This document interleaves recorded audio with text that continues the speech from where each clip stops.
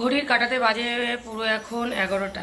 তো ফ্রিজ থেকে যত রকমের যা ছিল সব বার করে নিয়ে আসলাম। আজকে এটা রান্না করব। রান্না চাপিয়ে দিলাম কারণ 12টা এখনো বাজেনি। আজকে যত তাড়াতাড়ি পারি তত তাড়াতাড়ি কাজ করে সেরে উঠছি। আজকে সব রকম ফল দেখলাম ফ্রিজে আছে, তো তাই ভাবলাম যে আজকে একটু সব রকম ফল দিয়ে একটা চাটনি বানাবো। আঙুরগুলো না মানে আলগা করে আনা উচিত ছিল, আঙুরগুলো চাপে চাপে এরকম হয়ে গেছে।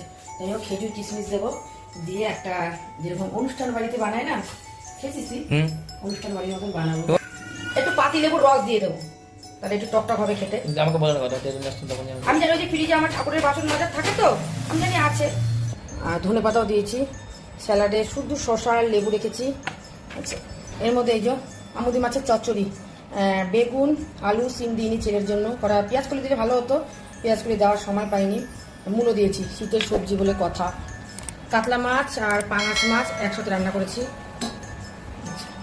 এই যে পুঁই মুটুরি, যেটা আমার